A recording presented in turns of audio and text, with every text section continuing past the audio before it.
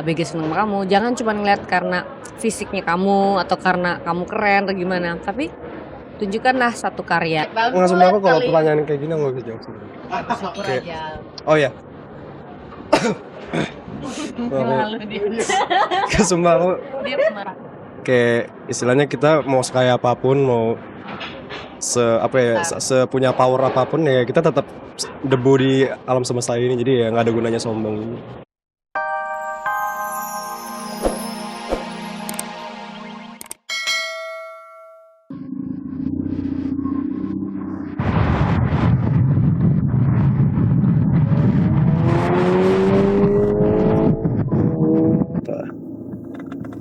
Jadi Buzz Lightyear karena emang dari bayi, dari kecil aku tuh suka banget sama Buzz Lightyear. Itu dari mana? Ya, dikasih mantan, Bang masih disimpan?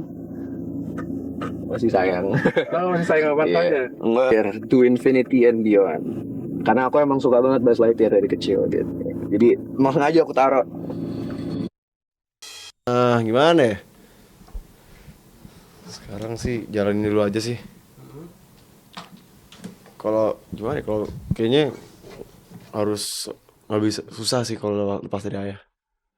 Paling kalau ayah cuma bantu bikin lagu.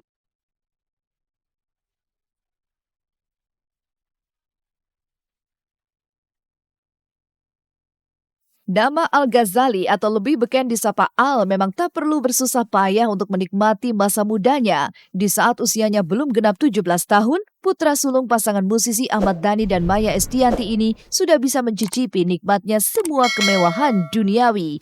Ia juga tak perlu repot-repot mengejar popularitas karena sebagai putra dari Ahmad Dhani, mau tidak mau Al terkena imbas ngetop dengan mudahnya. Tidak hanya itu saja, talenta yang diwariskan ayah bundanya mengalir deras di tubuhnya. Jika kini Al terlahir sebagai musisi, disc joki dan bintang iklan, lantas apakah itu yang menjadi cita-citanya selama ini?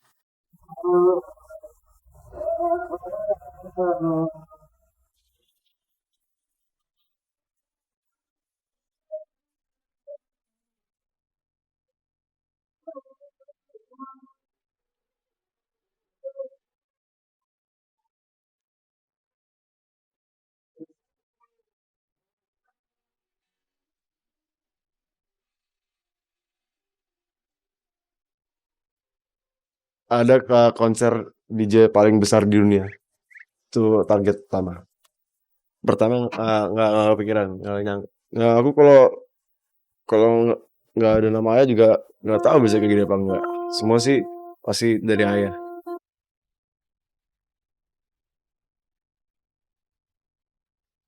Sejak kecil, Al memang telah terbiasa dengan hingar-bingar berbagai genre musik, hingga ia tak perlu kaget saat ayahnya membidani lahirnya grup band The Laki-Laki yang ia bentuk bersama dua orang saudaranya El dan Dul di saat usianya masih sangatlah belia. Jika melihat karir Al sekarang, mengapa Ahmad Dhani merasa belum sukses mendidik anak sulungnya ini?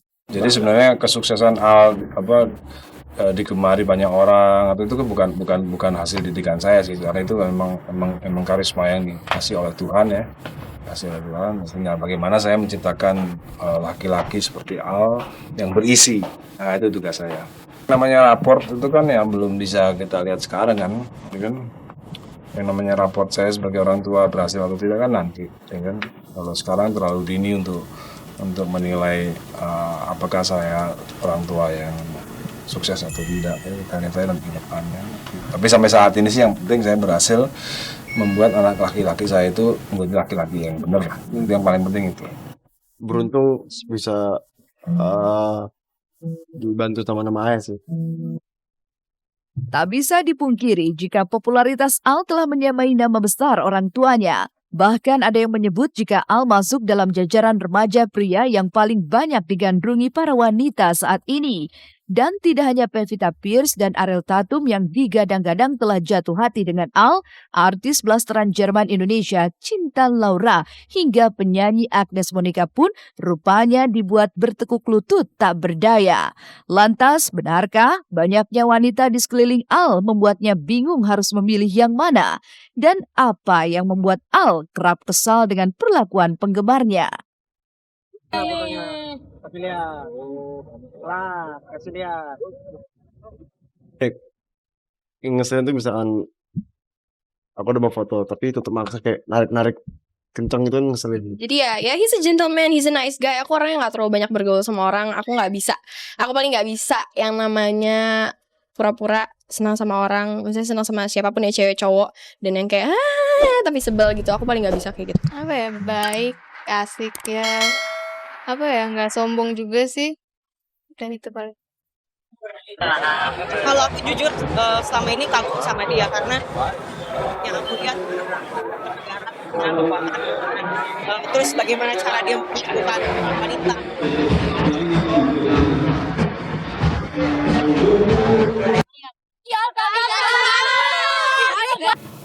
Ya bangga dikit iyalah, cuman kan itu kan bukan segalanya kan.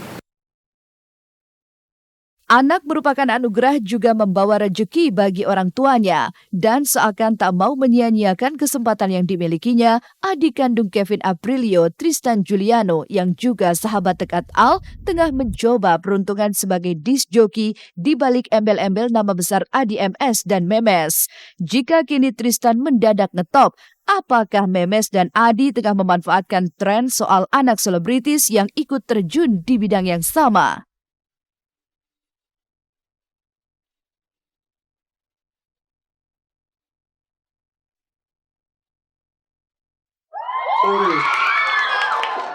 Sebenarnya awalnya sih bukan nggak pengen jadi pemain, tapi cuma pengen jadi apa ya namanya, penggemarnya aja gitu loh. Lama-lama aku kebakar juga, kenapa nggak coba jadi DJ aja gitu. Dia sudah pernah bilang bahwa mereka memang kita sudah ceburin di bermain musik di piano klasik dari umur 3,5 tahun. Depannya kan dia laki-laki, ya harapan saya sama Mas Adi tuh ya supaya dia bisa mempunyai satu wawasan, identitas, juga punya memupuk leadership-nya dia kayak gitu. Kemunculan Tristan di panggung musik tanah air semakin membuka peluang baginya untuk menjadi seorang bintang. Jiwa mudanya serta kemahiran jari tangannya memainkan tuts piano kabarnya menjadi daya tarik bagi seorang Tristan. Lantas, benarkah jika kemahiran serta karisma Tristan rupanya telah menggeser pamor sang kakak Kevin Aprilio? Pada saat ini Tristan tiba-tiba jadi digandrungi oleh ABG atau cewek-cewek.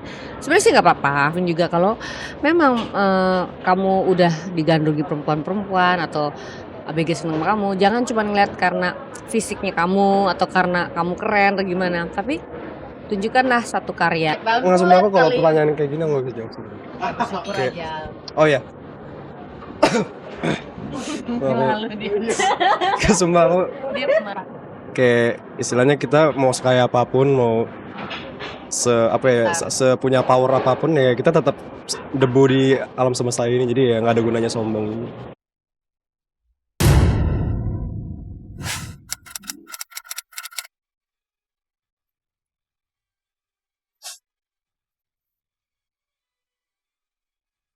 Satu minggu pasca mendaftarkan gugatan cerainya di Pengadilan Agama Kota Depok, Jawa Barat, Daus Mini mulai digeluti rasa tersiksa. Dan tersiksanya Daus ini bukan lantaran ia menyesali tindakannya yang sudah menalak Yunita Lestari, tapi ia tersiksa dan menangis karena ia sudah tak bisa lagi memeluk buah hatinya, Babang Ical. Bocah berusia 2 tahun itu pun tak kuasa menahan tangis ketika dipeluk ayahnya. Ketika bertemu untuk kali pertamanya setelah beberapa hari Daus meninggalkan Babang Ical. Lantas benarkah jika Yunita sengaja menghalangi intensitas pertemuan Daus dengan anaknya itu?